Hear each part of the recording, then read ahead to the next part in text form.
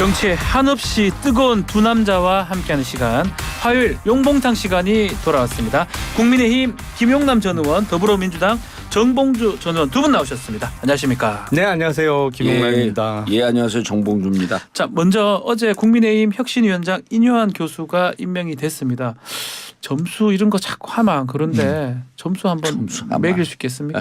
100점이면 제가 원래 우리 당 일에도 정확하게 점수를 매기고 냉정하게 절대 하십니다. 후하게 안 주잖아요. 냉정하게 하십니다. 제가 보기엔 거의 99점. 만점에 가깝다고요? 예.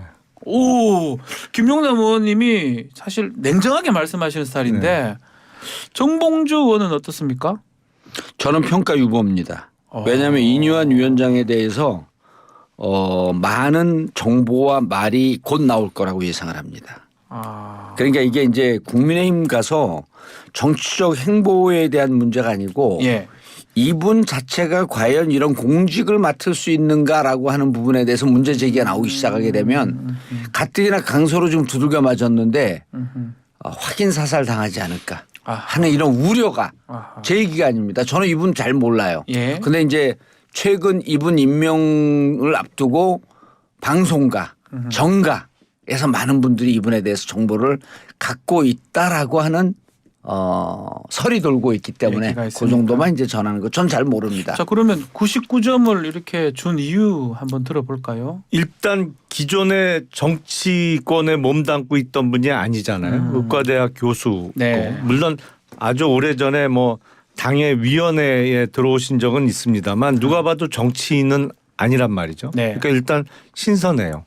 그리고 이분이 호남 출신이에요. 그러니까 국민의힘의 취약한 지역 내지는 취약한 부분을 얼마든지 메울 수 있는 그 출신 배경을 갖고 있고 또 이분의 개인사와 가족사가 우리나라 근현대사의 중요한 시점마다 좋은 영향만 끼쳤어요. 일단 개인적으로도 5.18 때 외신 기자들의 통역을 했다는 거 아니에요? 그렇죠. 인요한 교수님이. 네. 그리고 그 부친은 6.25 참전용사예요. 해군 대위로 대위, 참전을 했었고 그리고 조부님과 증조부님은 또 구한 말부터 우리나라의 선교 활동을 하면서 의료 관련한 좋은 일도 많이 하셨고 병원 설립도 호남 지역에 했었고요. 네. 제가 보기엔 정부 여당에서 올 들어서 한 인사 중에 최고의 인사라고 저는 평가합니다. 정부 여당이 이제 저렇게 좋게 최고다. 평가를 네. 하시니까 저는 이제 다른 각도 이제 이분에 대한 평가는 저는 유보를 할게요. 네. 잘 모릅니다. 그리고 지금 김용남 의원께서 말씀하셨듯이 그런 긍정적인 선한 측면이 있는가 하면 또 다른 측면이 있을 수도 있겠죠. 그 부분에 대해서 잘 모르니까 논평하지 않는데 네. 문제는 뭐냐면 이분에게 정권을 주냐는 거예요. 전권을 준다고 얘기를 하긴 합니다. 국민의힘에서는. 그래서 제가 네. 보기에는 예를 들어 이제 지금 김기현 당대표가 예. 누가 보더라도 여의도 출장소장이라고 이렇게 인식들 하잖아요. 이제 그 부분에 대해서 별로 비판도 하지 않습니다. 왜냐하면 지금 전체 그립을 용산에서 꽉 잡고 있기 때문에 그렇다고 한다면 결국은 이 지금 행위가 벌어진 정치적 행위가 벌어진 이유가 강서 참패거든요. 네. 그럼 강서 참패의 원인은 무엇이었냐면 당의 주도권을 주지 않고 결국 용산에서 잡은 게 문제가 있었다. 그런데 용산은 강서 참패에 대해서 당이 한 일이다 이렇게 얘기하면서 발을 뺐어요. 예. 이분에 대해서 사과나 무슨 유감의 표시도 없었습니다. 그런 상태에서 정리하지 않은 상태에서 인요한 위원장에게 그 비대위원장을 혁신위원장을 제안을 했다. 그럼 이후에 이 혁신위원장이 과연 용산의 입김도 배제하고 당 대표의 입김도 배제하고 본인의 스탠스대로 갈 수 있냐? 그걸 누가 믿겠어요. 그러니까 김기현 당대표는 이미 전권이 없습니다. 이미 형식적인 당대표다. 라는 평가가 이제 내려져 있고 그럼 결국 용산의 그립인데 용산의 그립을 제외하고 지금 당을 보니까 지금 이분이 이런 얘기를 했어요. 국민의힘 다 내려놔야 된다. 예. 그러면 용산도 여기에 관여하지 말라라고 하는 뜻으로 해석이 되는데 과연 그렇게 되겠냐는 거예요. 그래서 제가 보기에는 동화가 생각이 나요. 어떤 동화요? 동화가 이제 그 늑대가 양치기 소년 말하는 아니 늑대가 예. 그 자녀들을 이렇게 공격하려고 그러는데 엄마라 그러면서 공격을 하잖아요. 아. 그래서 손을 놓으라 그래요. 늑대 손이니까 엄마 손 아닌데 그러니까 밀가루 싹 칠해요. 예. 그래 흰손을 놓으니까 엄마 손처럼 보이려고. 그래서 제가 보기에는 이뇨한 카드는 전체 이분이 아니라 당 전체가 늑대 손을 하고 있으면서 흰 가루를 붙인 엄마 손을 하고 있는데 과연 국민들이 어디까지 속겠느냐. 제가 여기 뉴스킹에서 네. 뭐 1주 전인지 2주 전인지 3주 그런 전이에요. 말씀 3주 전인가요? 무슨 그런 얘기할지 말씀을 다 알고 드렸어요. 있어요. 그러니까 고 이건희 회장의 말을 인용하면서 와이프와 자식 빼고 다 바꿔야 되는 상황이다. 예. 국민의힘은 지금 말씀하셨습니다. 그게 필요하다 그랬는데 어제 인요한 위원장이 그대로 똑같은 하셨어요? 말씀을 하셨어요. 그러니까 예. 저하고 똑같은 생각을 갖고 있는 분이 국민의힘 혁신위원장으로 오셨으니까 이게 얼마나 잘된 인사예요. 다만 말씀하신 대로 전권 부분, 예. 전권 받을 수 이게 있을까요? 혁신위원장이지 비대위원장이나 공관위원장이 아니라는 한계는 있을 네. 수 있죠. 근데 지금 제가 보기에 국민의힘에 있어서 가장 필요한 부분은 뭐니 해도 내년 총선 앞두고 공천 룰을 어떻게 할 거냐. 공천 룰을 확정시키는 거예요. 그래야 여러 가지 불확실이 제거되면서 그러면서 뭐 눈치를 보거나 줄을 서거나 이런 게 없어질 수 있거든요. 네. 이 부분만 명확히 해도 성공하는 혁신위로 평가를 받을 거라고 저는 생각합니다. 공천 관련해서도 뭔가 전권을 받고 룰을 바꾸거나 또 가능할까요? 그러니까 그 혁신위는 구체적인 인물을 놓고 평가할 수는 없잖아요. 그건 나중에 공관위의 몫이고 네.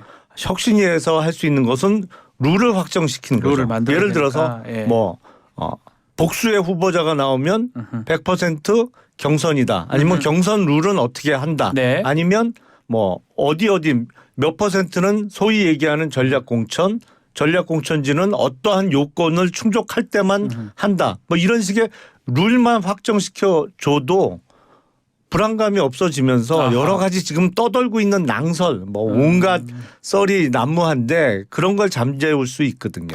이 혁신위원도 아마 혁신위원장 임요한 그 위원장이 직접 결정할 것 같은데 혁신위원 구성은 어떻게 전망됩니까? 저는 이게 이제 그 프로세스를 좀 보면서 네. 정치를 이제 예측 가능하게 가야 되는데 정확하게 지금 총선까지 약 한 165일쯤 남았습니다. 169일 남았습니다. 예, 아유, 두 분 이제 다. 그 정도 예. 고쯤인데. 사전 투표로 기준 165. 아니 그러니까 이거 뭐 중요하지 않습니다. 네. 그러니까 5달 반쯤 남은 맞습니다. 거거든요. 예. 그리고 요때 되면은 여의도가 이제 워낙 지금 그 격동을 벌이고 있기 때문에 그런데 5달쯤 남겨두면 지금 혁신위원회를 구성한 게 스탠스가 애매해요. 역할이 시간이. 불분명합니다. 예. 요때쯤이면요. 비대위로 갈 건지 말 건지를 이제 11월 들어가면서 결정을 해야 됩니다. 당대표 체제로 갈 거냐 비대위로 갈 거냐. 그리고 공관위원장 오는 게 11월 말 12월 초입니다. 근데 그 안에 혁신위가 또 끼어들었어. 그러니까 일정이 빠듯한 거. 이게 지금 혁신위원회 공관위원장이 들어와야 되는데 혁신위원장이 그렇죠. 그러니까 지금 있다, 이 혁신위원회는 말이네요. 결국은 눈 가리고 아웅하는 뭔가 쇼와 이벤트로 우리는 보이는 거예요. 민주당 입장에서 실제로 역할이 없습니다. 아하. 정치 스케줄상으로 뭐 일단은 그럴 수도 있을 것 같은데 혁신위원을 구성하는 거 보면 어떻게 갈지도 좀 그림이 좀 그려지지 않을까요? 어제 발언을 보면 여성이 좀 많았으면 그런 얘기를 좋겠다라는 했습니다. 발언이 네. 있기 때문에 혁신위에 적어도 절반 내지는 절반 이상은 여성으로 꾸려지지 않을까 싶은 생각도 있습니다. 네. 그런데 지금 스케줄상은 정봉주 의원님 말씀이 맞아요. 네, 스케줄이 빡빡하다는 거죠. 왜냐하면 예. 지금 시기 정도면 만약에 현 리더십 체제로 내년 총선이 어렵다고 판단이 되면 비대위가 들어서는 시점인 거는 맞죠. 지금 채 6개월이 안 남았으니까요. 네. 근데 혁신위가 한번 출범하게 되면 적어도 2달은 간단 말이죠. 네. 2달이 되면 연말이에요. 올 연말. 연말에 뭔가 기로에 한번 서겠죠. 더. 그래서 혁신위가 성공해서 그러면 지금의 당대표 체제로 내년 총선을 치를지 아니면 이게 역시 한계가 있다 그래서 새로운 지도 체제가 들어설지는 연말쯤 가야 알 수 있을 것 같습니다. 참 구사의 양당의 공관위원장. 과제가 예. 이제 지금 국힘의 혁신위를 띄우면서 보면은 이제 이런 거예요. 문제를 풀려고 하는 이 구도를 만드는 것이 중요하냐 문제를 보는 문제가 뭐냐라고 하는 것을 먼저 보는 게 중요하냐라고 예. 하는데 문제가 무엇인지를 보는 게 더 중요합니다. 문제를 푸는 구도를 지금 만들어 놓은 거거든. 그러면서 그럼 국힘의 문제는 뭐지? 민주당의 문제는 뭐지? 요 문제를 봐야 되는데 양쪽이 칼라는 다르지만 구도는 똑같습니다. 민주당은 반명과 비명을 어떻게 할 것이냐. 국힘은 천엔 비윤과 반윤을 어떻게 할 것이냐예요. 양쪽의 구도가 똑같습니다. 예. 칼라면 좀 파란색 빨간색으로 좀 다른 거죠. 그렇죠. 그러면 지금 이제 국힘의 핵심적 과제는 이준석 유승민을 어찌할 거예요. 근데 이준석은 누가 했냐면 대통령이 직접 쳐냈습니다. 네. 유승민 대통령이 직접 쳐냈어요. 이분들을 드릴 것이냐 말 것이냐라고 하는 게 혁신과 비대위의 과제인데 대통령이 직접 쳐냈는데 이뇨한 그 혁신위원장이 유승민과 이준석의 손을 잡고 간다? 만약에 이분들을 드리지 않으면 과제는 해결하지 않고 구도만 만든 거예요. 구도만 바꾸는 것이다. 민주당은 비명 반명 어떻게 해야 될지 어제 이재명 대표가 복귀하면서 어딩을 날렸단 말이에요. 메시지를 줬어요. 예. 그러면서 그림이 그려지고 예측 가능한 구도로 좀 보이는데 아하. 그럼 국힘은 이준석 유승민은 어떻게 할 것인가?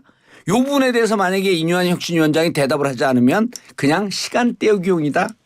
혁신위원 아무리 누로 챙겨도 소용없습니다. 과제는 명확해요. 유승민 이준석을 어떻게 할 거냐. 자, 그 미워하지는 말자 뭐 그런 얘기도 했습니다. 네. 품을 수 있는 겁니까? 혁신위원장이 두 사람? 저는 가능하다고 가능하다고 봐요. 그리고 보신다. 지금 예. 국민의힘이 누구나 일정 세력을 덜어낼 형편이 못 돼요. 아니 서울에서 40%도 안 되는 득표를 하는 정당이 누굴 빼요. 지금 다 모아도 현찬을 파네.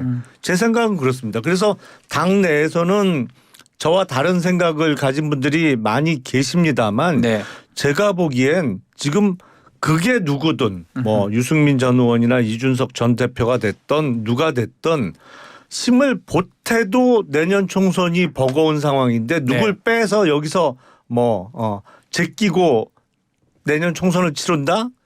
택도 없는 소리예요. 제가 보기엔. 그럼 결국 좀 인요한 혁신이 좀 눈여겨봐야 될 부분은 그 두 사람 어떻게 하느냐 이 부분도 우리 관전 포인트 중에 하나가 아니 되겠네요. 사실은 그래서 공천 룰을 확정을 하는 게 중요하죠. 그렇죠. 그러면 왜냐하면 네. 공천 룰이 확정되면 누구든지 그 룰에 의해서 내가 국민의힘 후보가 될 수 있겠구나. 그리고 후보로서 내년 총선을 뛸 수 있겠구나 네. 하면 뛰쳐나갈 일이 없는 거고 이게 애매하게 도대체 뭐 무슨 얘기를 하는 건지 두리뭉실하게 해갖고 자의적인 판단이 얼마든지 가능하게 공천이 진행되겠다. 네. 그러면 연말 연초에 어떤 정치적 결단을 할 수 있겠죠. 이런 거에 월드컵 앞두고 이제 국대를 선발할 때 25명의 이제 엔트리를 뽑지 않습니까? 네. 그 중에 이제 11명의 주전이 누가 될 것인가라고 하는 매 게임마다 하는 건데 25명을 먼저 선발을 해 놓습니다. 그런데 이 25명 안에 이준석과 유승민이 들어갈 것이냐 말 것이냐가 국민들은 가장 큰 관심사예요. 그런데 이제 지금 김영남 의원도 말씀을 하셨지만 한국갤럽에서 10월 17일, 19일 자체서부터 19일까지 네. 자체 조사한 걸 보면은 서울은 물론 표본수가 조사수가 192명밖에 안 되는데 서울에서 윤석열 대통령 잘하고 있다가 25%밖에 안 네. 나와요. 물론 표본수가 좀 192명으로 작기는 합니다.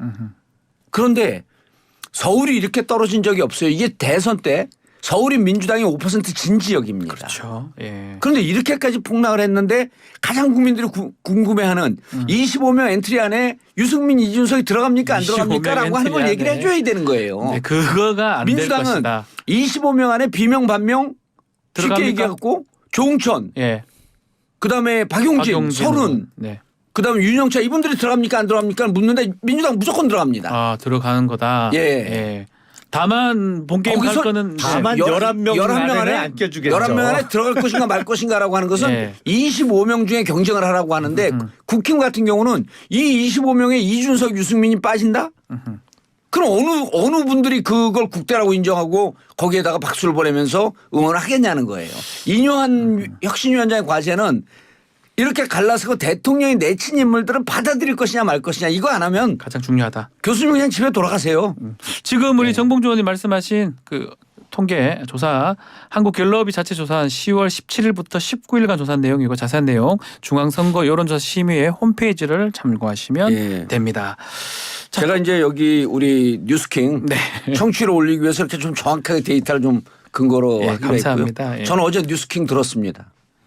왜? 예? 왜? 그게 중요한 일인가요? 전화를 받았어요. 아니요. YTN 라디오로 들었고요. 예. 박지훈 씨가 진행하고 있더라고요. 예. 공이 알겠습니다. 전화 오면 그렇게 하라 이 말씀이죠. 자, 또 한 명의 인물이 계속 얘기가 나오고 있습니다. 김한길 국민통합위원장인데요. 추천을 했다 이런 얘기도 있고요. 근데 이건 뭐 확인은 안 됩니다. 또 인요한 위원장은 매일매일 통화할 정도 친하다. 근데 뭐 어떨까요? 김한길 위원장의 앞으로 역할 같은 게 계속 보도가 되고 있거든요.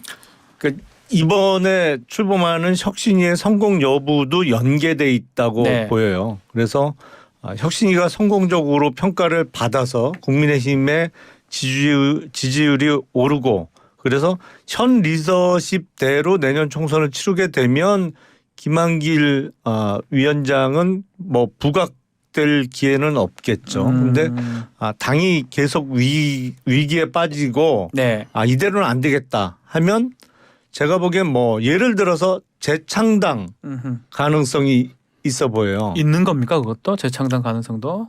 모든 가능성은 언제든지 선거 있죠. 얼마 안 남았는데 바꿀 네. 수 있는 겁니까? 아니 생각해 보세요. 2012년 4월 총선 그러네요. 앞두고 그때 한나라당 당명을 새누리당 엄청 오래 썼어요. 제일 오래 쓴 당명 중에 하나인데 그게 새누리당으로 바뀌었잖아요. 그러니까 제가 그때 출마할 때는 한나라당으로 이제 명함이나 현수막을 네.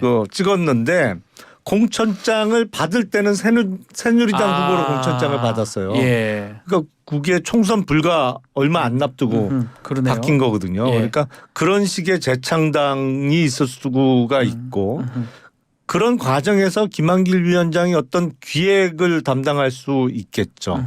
근데 그건 상황 봐야 되겠죠. 어떻습니까? 김한길 위원장과 같이 정치도 이제 우리 정봉주 의원은 하셨고 김한길 위원장이 창당 전문가입니다. 그런 얘기가 좀 있죠. 2007년도에도 네. 열린우리당 창당 나오면서 창당을 했고요. 그다음에 2015년에 안철수 위원장하고 둘이 나오면서 국민의당을 창당을 예. 했는데 결론부터 말씀드리면 김한길 창당은 전문가이지만 창당 성공 전문가는 아닙니다. 둘 다 참패했습니다. 다만 못했네요. 예. 2015년도에 국민의당은 37석 정도의 이겼다고 완승을 봐야지. 했는데 예. 그때는 대표 선수가 누구였었냐면 안철수였어요. 안철수 의원이죠. 예. 그러니까 김한길 이분은 그래서 저는 지금 이제 이뇨한 위원장하고 역할은 어느 정도 보여요. 이뇨한 위원장이 본 행사 있기 전에 막 이제 분위기 띄우는 이 역할을 좀 하고 본 행사는 결국 김한길 위원장이 창당 위원장이 될 것이냐 아니면 예. 비대위원장이 될 것이냐 공간위원장이 될 것이냐 아마 요 역할을 갖고 그 선택을 할 건데 혁신위원장이 어느 정도 끌어주고 분위기가 만들어 놓고 지지율을 보고 그다음에 이제 갈 것 같아요. 그래서 이 혁신위원장이 당의 지지율을 견인하지 못한다든지 하게 되면 아마 재창당으로 갈 겁니다. 아하. 근데 당의 지지율을 끌어올리면서 일정 정도 이 정당으로 대선 총선 치른 게 문제가 없다라고 하게 되면 비대위원장이나 공간위원장으로 가겠죠. 아하. 근데 마지막 카드는 이미 이제 김한길 대선 때 김한길 위원장을 하면서 그때 당시 돌았던 설이 국힘을 깨고 그렇죠. 제3 친윤 정당 만든다라고 예. 하는 설이 돌았거든요. 예. 그 카드는 지금도 유효하다고 봐요. 자, 그 부분이거든요. 지금 계속 이게 보도가 되는 것 중에 하나가 본인은 뭐 신당설 이런 게 부인하고 있긴 하지만 민주당의 이른바 탈당했던 비명계를 아우르는 좀 큰 그 제3신당 가능성 부분 어떻게 보십니까? 그것도 가능하죠. 아직까지 사실은 유효하다. 가능성은 저는 예. 있다고 보고 다만 그게 친윤 정당 소위 얘기하는 그거로는 안 갈 거예요. 그거는 저는 가능성 없다고 봐요. 그러니까 핍박받고 탄압받아서 쫓겨나는 네. 아니면 스스로 나오는 비명계를 이렇게 받아들이는 식의 그건 얼마든지 가능하겠죠. 네. 하지만 지금 국민의힘에서 이제 어떤 정당명을 바꾸거나 아니면 신당 창당을 통해서 헤쳐모여 하는 과정에서 친윤 색깔이 더욱 뚜렷해지는 정당을 만든다? 저는 그건 불가능하다고 봐요. 왜냐하면 지금 예. 그 정도 하려면요.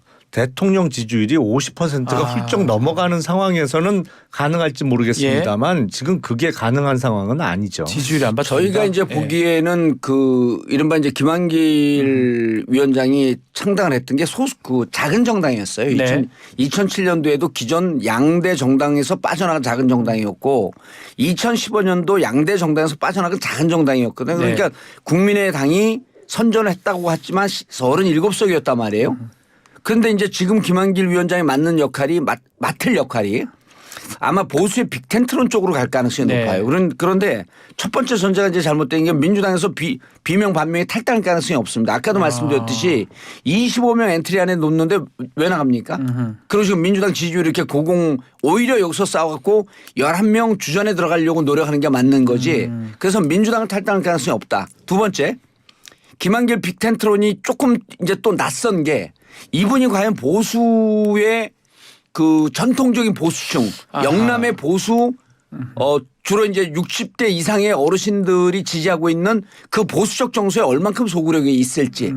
그다음에 마지막 문제가 대통령이 내친 유승민과 이준석을 어찌할 것인가라고 하는 과제가 계속 문제가 되는 거예요. 근데 만약에 혹시 몇 명이 개별적 탈당이 있어서 반면에 탈당을 했다 치더라도 네. 보수의 빅텐트로 가는데 정말 보수의 원로라고 주장하고 있는 유승민과 이준석을 제끼고 한다? 이상한 거죠. 그러니까 저는 신당 창당도 그림은 그럴싸하게 그리지만 현실의 그림은 잘 안 그려질 가능성이 높지 않겠냐 이렇게 쉽지 보는 않다 거예요. 이렇게 보시는 거군요. 자, 하여튼 뭐 지금 얘기 들어보면 좀 정치적 상상력들이 많은 것 같습니다. 아니 근데 상상이 많은 것 같지만 예. 매번 총선과 대선 있을 때 계속 왔던 패턴이 그대로 반복이 되는 겁니다. 패턴은 같은 예. 겁니까? 아니 이렇게 169일 이후에 총선이 치루어지면 요때가 정치적 소위의 에너지가 가장 높게 올라갈 때죠. 그러니까 변화가 제일 많이 일어날 수 있는 시기가 앞으로 이제 5개월 정도 남은 거예요. 네. 요게 이제 1월 15일까지가 마무리돼야 됩니다. 1월 15일이 이제 그 공직 출마할 때잖아요. 1월 10일이 이제 그 마지막인데 그 1월 15일까지 그림은 완성이 되고 실행은 2월 초까지 해도 됩니다. 네. 그런데 지금 결국 이뇨한 혁신위원장서부터 했는데 혁신위원장 그다음에 공관위 비대위 창당 이 일정이 좀 버거워요. 너무 빡빡하다. 우리 정봉주 의원이 보시기에는. 그게 잘 안 되길 바랍니다. 아니 그래도 민주당이니까 이제 또 그렇게 말씀을. 속도에 있어서는 한국을 따라갈 나라가 세계에 없어요. 왜 안 돼요? 다 돼요. 거기서 한국은 메이드 인 민주당입니다. 네. 알겠습니다. 자, 그리고 지금 이재명 대표 당무 복귀를 하고 자, 일성 중에 하나가 대통령 포함해서 3자회담 하자 이렇게 얘기를 하고 있습니다. 왜냐하면 김기현 대표는 양자 먼저 만나자 이렇게 얘기를 한 것 같은데 어떻게 보십니까? 이재명 대표는 자기의 카운터 파트너가 김기현 대표가 아니라고 자꾸 생각하는 거죠. 그래서 어떻게든 김기현 대표와 이재명 대표의 양자 회동의 그림은 안 잡히려고 하는 거고. 네. 그러면서 항상 윤석열 대통령이 그 그림 속에 들어와야 된다라고 주장을 하는 거고 김기현 대표는 또 입장이 다른 것이죠. 그러다 보니까 항상 같은 얘기가 지금 몇 달째 맴돌고 있잖아요. 네. 그러니까 양당 대표 회동 얘기 나오면 꼭 대통령이 소환되고 뭐 이런 그림인데 글쎄 성사 가능성은 잘 모르겠어요. 성사 저는 가능성 모르겠다. 그다지 높아 보이지는 않습니다. 양자 먼저 보는 거는 어떻습니까? 정봉주 의원님. 이번에 이제 그 강서 선거 때도 결국은 끝나고 난 다음에 누구 책임이냐라고 했을 때 대통령 책임이라고 하는 분들이 반 가까이 나오잖아요. 그러니까 김기현 대표가 그 선거 치르지 않았다라고 하는 거예요. 그리고 국힘을 지지하거나 민주당을 지지하거나 정치의 일정 정도 고관여층 중관여층까지만 해도 저관여층들은 뭐 크게 관심은 없지만 김기현 대표가 과연 국힘을 주도하는 오소리티나 헤게모니를 갖고 있다고 생각을 할까? 그러지 않다고 보는 겁니다. 그렇다고 한다면 김기현 대표를 만나는 게 공허한 미팅이 되는 거죠. 그럼 실질적으로 한 번 보고 두 번 다시 보겠습니까? 그래서 원샷을 보면서 이 문제를 여야가 민생 문제를 해야 되는데 김기현 대표는 사실 우리가 보기에 국민들이 보기에 정치 고관층이 보기에 이렇게 그 당의 주도력이 없는데 왜 계속 만나자 그러지? 이렇게 보여요. 그리고 김기현 대표도 그 부분 알고 있을 거예요. 다만 이제 여기서 좀 이재명 대표의 지위를 좀 격화시키면서 본인이 좀 주도권을 잡고 싶어하는 모습 이런 그림을 연출하고 싶어하는데 아니 뭐 그 이재명 대표가 김기현 감독의 무슨 영화의 그 주연 배우입니까? 그건 아니죠. 지금 말씀하신 그 내용 또 대통령 우리 강서 보궐선거 책임 대통령 책임 45% 조사가 나왔던 게 있습니다. 여론조사 꽃이 지난 10월 14일부터 14일까지 조사한 내용이고요. 자세한 내용 43.5% 이렇게 나왔습니다. 자세한 내용은 중앙선거 여론조사심의 홈페이지를 참고하시면 뚝 됩니다. 잘라먹고 인용을 하시니까 말이 설명이 길어져야 되잖아요. 여론조사 얘기 좀 그만하세요. 아니 그러니까 정봉주 의원님 인용을 하지 마세요. 인용을 할 땐 정확한 말씀을 좀 드리겠습니다. 중요한 내용이기 때문에. 자 그리고 이 보궐선거가 끝난 이후에 대통령 이념 논쟁하지 않는다라고 얘기를 했는데 또 홍범도 장군 흉상 철거하고 있다는 얘기도 있고 밖으로 뭐 옮긴다 영웅실을 이거 어떻게 봐야 됩니까? 국민들도 이걸 또 어떻게 바라볼까요? 저는 이 이슈가 처음 제기됐을 때 정말 일을 말씀하셨습니다. 네. 그 일머리 없이 한다는 말씀을 드린 적이 있어요. 하려면 뭐 이렇게 만들어 놓고 해야 그렇죠. 되는데 이렇게 말씀하셨어요. 왜냐하면 적어도 이런 거를 이슈 제기를 하고 실행에 옮기려면 예를 들어서 지금 논란이 되고 있는 홍범도 장군의 어떤 그 사건 중에 자유시 참변. 근데 자유시 참변의 실상에 대해서 아는 분이 몇 퍼센트나 되겠어요. 그러면 그게 민주당 쪽은 뭘 하려면 일단 영화가 먼저 나와요. 영화라는 게 한두 달 사이에 찍을 수 있는 게 아니잖아요. 그만큼 오랜 기획과 자본이 투입돼 갖고 영화를 통해서 김원봉을 아주 훌륭한 사람을 만들어 놓고 우리 국군에 뿌리는 김원봉이다 이런 정말 말도 안 되는 발언입니다만 그런 발언이 나오는 어떤 순서는 있어요. 근데 지금 저희 쪽은 뜬금없이 한단 말이죠. 적어도 그러면 자유시 참변에 관한 다큐멘터리라도 준비를 해서 문제 제기를 하면서 일을 해 나가야 되는데 저는 일의 순서도 잘못됐고 지금 상황에서 이거는 맞지 않는다라고 생각을 해요. 그리고 지금 이념을 강조하는 거 물론 이념 중요하고 안보 중요하죠. 네. 근데 그거는 국정을 맡은 세력이 책임지고 해야 되는 거지 온 국민이 거기에 신경을 쏟을 이유는 하나도 없는 겁니다. 그런 집권 세력의 책임과 의무예요. 그렇기 때문에 그걸 강조할 필요는 없다. 그거는 권력을 가진 사람들이 철저히 인식을 하고 본인들이 일을 해나가야 되는 거지 온 국민을 상대로 자꾸 강조할 필요는 전혀 없다고 생각해요. 어떻게 보십니까? 그럼에도 불구하고 좀 이렇게 독립 전쟁 영웅실도 철거 중이라는 얘기도 있고 국민들이 보기에는 뭔가 변함이 없다 이렇게 볼 수도 있을 것 같습니다.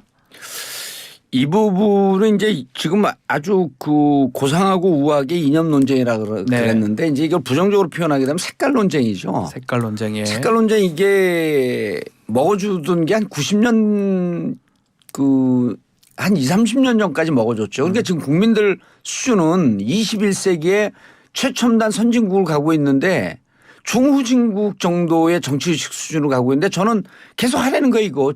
별로 이제 말리고 싶은 생각도 없어요. 이건 우리가 평가하고 정치권에서 평가할 문제가 아니라 이미 국민들 사이에서는 평가가 끝난 문제입니다. 제 집이 6사 앞인데 걸려있는 플래카드가요. 95% 90% 그러니까 대다수가 보수 단체에서 다 묻혔어요. 왜 독립영웅을 이렇게 그 폄하하냐라고 하는 그런 거를 그러니까 보수 진영에서조차 제가 계속 얘기하잖아요. 홍범도 장군상 설치하는 문제, 박정훈 해병대 대령 문제 이게 보수를 공격한 거거든요. 그러니까 거기서 지지율이 빠지니까 심각하게 무너지고 있잖아요. 근데 계속해요 이거를. 그리고 아니라고 대통령실은 발을 빼요. 아니 대통령실에 오다가 없고 그다음에 지금도 짤이 돌고 있지만 대통령이 이념이 가장 중요합니다라고 하는 그 짤이 계속 돌고 있는데 이거 대통령실이 아니라고 발 빼고 있으면 어느 국민이 이걸 믿겠어요. 그러니까 자꾸 이렇게 이게 두 가지의 부정적인 측면입니다. 이념 논쟁을 통해서 국민들에게 아주 크나큰 환멸을 줬을 뿐만 아니라 두 번째는 뭐냐면 대통령실이 무책임하게 보이는 거예요. 그럼 우리는 아니라 그래. 어느 국민이 그걸 믿습니까? 알겠습니다. 또 하나의 또 좀 대통령실발 악재가 있는 것 같습니다. 김승희 전 비서관 이제 전 비서관이라고 얘기해야 될 것 같은데 사표 수리 놓고 자녀 학폭 의혹 때문에 사표가 됐는데 뭔가 꼬리자리 아느냐 민주당에서 얘기를 하는 것 같고요. 또 대통령실이 이미 알고 있었다 이런 얘기도 있는 것 같습니다. 어떻게 보십니까, 김용남 의원님? 아니 문제가 알려져서 그 자리에서 사퇴하도록 했는데 네. 그걸 꼬리 자르기다라고 비판을 하면 그냥 그 자리에 앉혀놨어야 된다는 얘기예요. 민주당은 그러면 네. 그 비서관 자리에 그냥 지금도 근무하고 있어야 된다는 주장을 민주당에서 하는 거예요. 그 문제 제기돼갖고 바로 잘렸잖아요. 네. 그러면 일단 비서관 자리에서 물러난 다음에 그 학폭과 관련해서 어떠한 처분이 이루어지는 게 소위 외압 무혹이나 이런 거에서 자유스러울 수가 있으니까 당연히 그 수순으로 가는 거지. 지금 만약에 민주당 정부였으면 이런 문제 제기가 있더라도 그 비서관이 자리를 지키고 있어야 되느냐. 정말 억가라고 하잖아요. 우리가. 억지로 그거는 좀 아니 당연히 문제가 제기돼서 잘린 건데 그건 당연한 거죠. 그걸 갖고 꼬리 자르기라고 비판을 하면 안 되는 이렇게 거고. 얘기하더라고요. 마찬가지로 잘났는데 왜 문제냐 이게 또 이렇게 얘기하긴 하더라고요. 이렇게 볼 수 있죠. 예. 이분이 문제 처리하는 과정을 보게 되면 권력형 누르기 외압을 행사한 듯한 이미지가 보여요. 자, 권력을 쓰지 않았으면은 그냥 잘랐으면 됩니다. 네. 그런데 처리하는 과정에서 보면 석연치 않은 구석이 있고 대통령과의 같이 찍은 사진을 카톡 프로필 사진을 바꿔놓은 날이 네. 교장이 조처를 취한 날이라는 거거든요. 그러면 이분이 뭔가 권력형 힘을 행사하는 듯한 흔적이 보인 거예요. 네. 그러면 이렇게 하는 게 방법이죠. 이분은 이런 부분에 있어서 실질적으로 공권력을 남용했을 위험성이 있다라고 한다면 이건 징계 대상입니다. 그렇다고 한다면 그 자리에 두면서 직무 배제하는 게 방법이겠죠. 네. 대기 발령하면 되는 겁니다. 지금 뭐냐? 우리가 이제 지금 아직 민주당에서 그 얘기를 하는데 저는 한 발 좀 더 나가서 어떤 얘기입니까? 이분 누가 그 검증했냐는 거예요. 인사검증을. 인사검증. 예. 제가 보니까 이분 원주 출신이에요. 알려진 거는 원주 고등학교 출신인데 원주 농고 출신입니다. 그 상관이 있습니까? 네. 그게? 아니요. 근데 이분이요. 예. 학력이나 여러 가지 의혹스러운 게 지금 많아요. 그 본인이 지금 노출되어 있는 온라인상에 나와 있는 학력이나 경력 이런 게 사실과 다를 수 있습니다. 그렇다고 한다면 이분이 용산 들어올 때 지금 차관급이거든요. 의전비서관이에요. 예. 이거 들어올 때 도대체 검증을 누가 했습니까? 이거 법무부 인사검증단에서 하는 거 아니에요? 이런 등등의 문제를 아직까지 따져볼 게 많다는 거예요. 아니 농업고등학교 출신이면 비서관 되면 안 되나요? 아니죠. 아니죠. 지금 노출 잠깐만요. 잠깐만요. 만약에 김 의원님 이거는 정말 확인하고 가야 되는데 잠깐만요. 농업고등학교라고 얘기해갖고 들어가면 관계가 없는데 원주고등학교 출신으로 다 알려져 있었어요. 그래서 그렇다는 거죠. 예. 아니 그리고 그 상식적으로 생각해 보면 정말로 대통령실 비서관이라는 지위를 이용해서 자녀의 학폭 문제를 덮거나 아니면 왜곡된 결론을 만들려고 했다고 하면 그 은밀하게 외압을 행사하지 누가 대놓고 하지 않겠죠. 그 예. 푸사를 대통령과 같이 찍은 사진을 푸사를 바꿔서 야 이런 푸사를 내걸면 알아서 날 우리한테 잘해주겠지. 그거는 아니, 근데 상식적이지 않잖아요. 상식적이에요. 정말 외압을 행사할 사람이 오히려 그거는 표면에 안 드러내고요. 왜 뒤에서 그게 압력을 상식적이냐면 가하겠죠. 정리를 해주셔야 왜 시간이 그게 다 됐습니다. 상식적이냐 하면 정봉주 의원님. 김용남 의원처럼 고학력자들은 그렇게 합니다. 근데 이게요 일반 사람들한테는 직자적인 게 더 먹힐 수가 있어요. 그래서 저는 이 부분이 네. 석연치 않은 인사검증단 과정에서부터 그것도 있기 문제된다. 때문에 그러면 그러니까 네. 직무배제한 상태에서 징계 대상일 수도 있기 때문에 그러고 조사를 해야 된다는 거죠. 요거는 뭐 정봉주 의원 개인적 그러면 의견을 개인적인 제가 판단입니다. 좀 밝히면서 오늘 영봉탕은 여기서 마무리를 해야 될 것 같습니다. 김용남 전 의원 또 정봉주 전 의원 두 분 정봉주 민주당 교육연수원장입니다. 겸 전 국회의원이었습니다. 열린 우리당 때 감사드리겠습니다. 고맙습니다. 네, 감사합니다. 고맙습니다.